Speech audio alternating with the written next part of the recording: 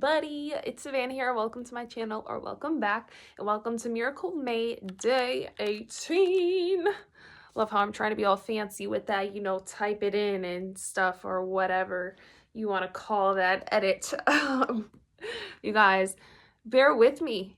18 days in a row. This is the first time I'm doing every day in a row for a month, so bear with me if these videos aren't like the fanciest, or if I'm not going into depth on certain things.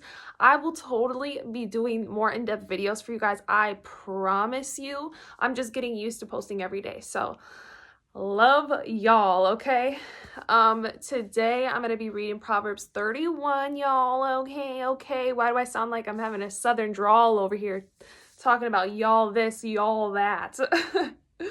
But yeah, I didn't do too much in-depth research, okay, about today's video, so I just decided let's read Proverbs 31 for my young ladies and any young men who might want to know about a Proverbs 31 woman. Okay, I'm sure I'm gonna be, you know, talking about this passage a bunch in the future, you know, fancier videos and whatnot, but we're just gonna read it today.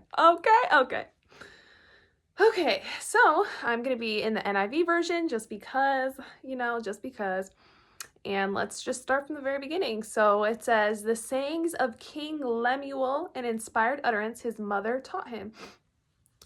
Listen, my son, listen, son of my womb.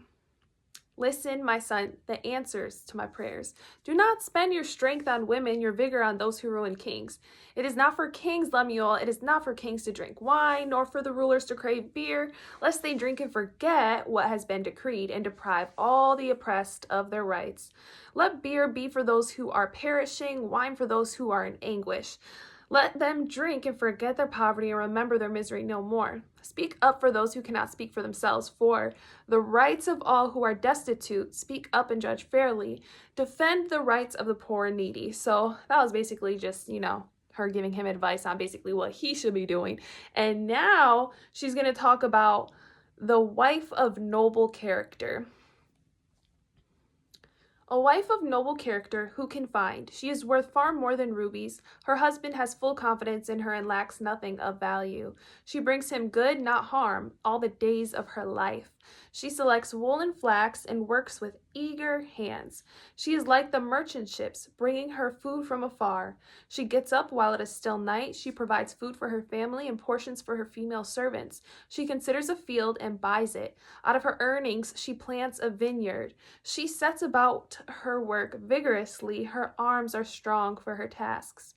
She sees that her trading is profitable and her lamp does not go out at night. In her hand she holds the distaff and grasps the spindle with her fingers. She opens her arms to the poor and extends her hands to the needy. When it snows, she has no fear for her household, for all of them are clothed in scarlet. She makes coverings for her bed. She is clothed in fine linen and purple.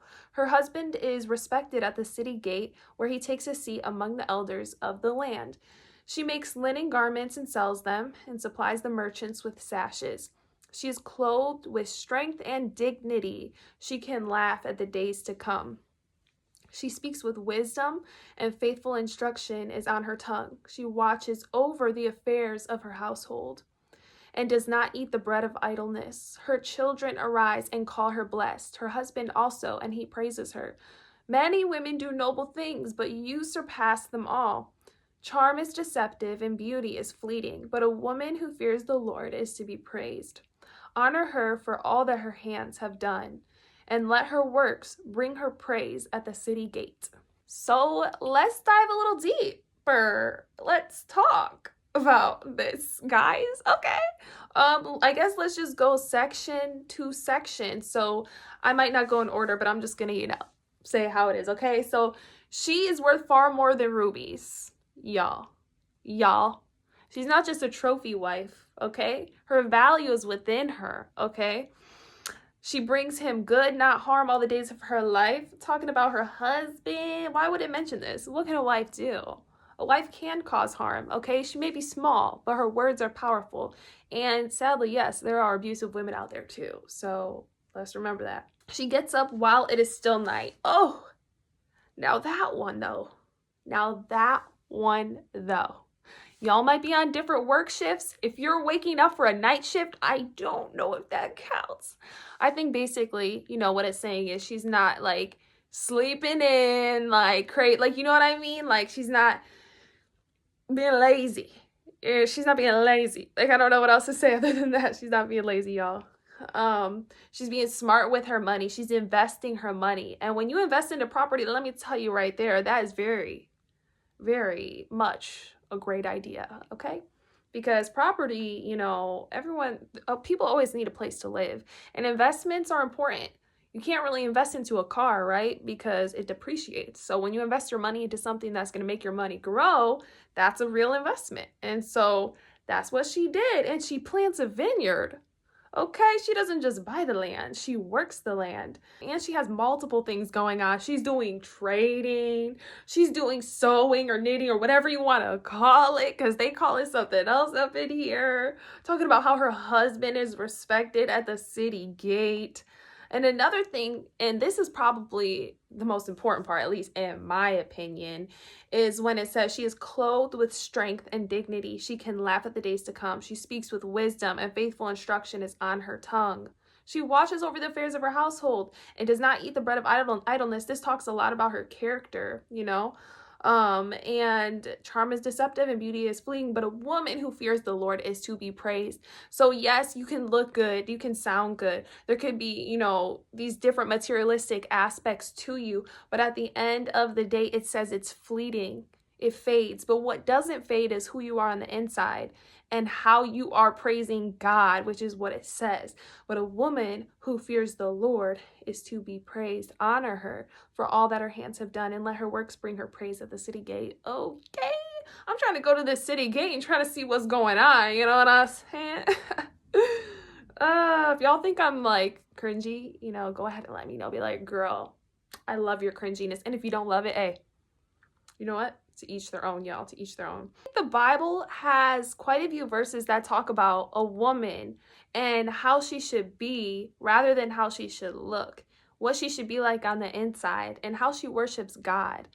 And it gives so many great pointers and so much great advice, or whatever even you want to call that. I don't know if it's advice, you know what I'm saying, y'all. You guys tell me what you think that's called. Is it advice, a suggestion, But yeah, the Bible gives so many of those just great words of wisdom that we can live by, walk by. And Proverbs is actually a really great book to dive into as well when it comes to words of wisdom. And yeah, I think it could be easy to fall into the trap of what a woman should look like, what a woman should be like when it comes down to worldly standards. And we have all of these different movements of like going into your feminine energy and certain things like that. And you have to be careful with that, because there's like videos out there what'll be like, use your divine dark feminine energy, or and attract everything you want, make people obsessed with you and this and that. And I don't think that's the best route to take, because it can get very dark. You know what I'm saying? They start using some witchcraft stuff all up in there to try to like force people to like you. And that is not God's intention at all, right? You know what I'm saying? You want people to enjoy who you are because of who you are, not because of what you're trying to force them to do. You know what I'm saying? That's basically spiritual invasion. You're invading their spirit by trying to draw them in using forces that are not God's forces, right? So it's demonic and it's not good. And when you are this Proverbs 31 woman, not saying you're going to be perfect every day or you look exactly like what that says, but when you become that woman of God, that's who you are going to attract naturally. And there's going to be people in your life who are going to leave even naturally because they know that they can't fit into that, puzzle piece in your life. Because when you are a certain way, people just feel a certain way around you. And when people are going through dark things, not all of them are going to stick around, because you make their dark things that are messing with them uncomfortable, whether they have demons attached to them, whether they're still healing in a certain way. And you know what I mean? Does anybody know what I mean? Like, I'm really trying to say this in the best possible way, but like, you make people's demons mad. And so these people think that they're mad at you or that they don't like you, but really it's a demonic operation happening. And the enemy doesn't want them to get to know you because you are shining the light of Jesus in their life. And then there's going to be people who they have, demonic operations. And, these people might not even know it. You know what I'm saying? And they are drawn to you like a moth is drawn to a light. And it can cause havoc in your life. And that's just something to pray about. Be like, God, how can I help this person without allowing them to drain my energy? You know what I'm saying? Because yes, we should hang out with people, all people, talk with all people, love all people. Well, I shouldn't say hang out, but you know what I mean? You guys know what I mean. Use your discernment, because God might be like, go take this person with coffee. Go get coffee with this person and talk to them about Jesus. But it's not saying have them sleep over every single day for 6 months and you guys just hang out all the time. Like, you know what I mean? But when you become the woman of God that you're supposed to be, literally everything that you need is gonna just flow. Okay, let it flow, ladies.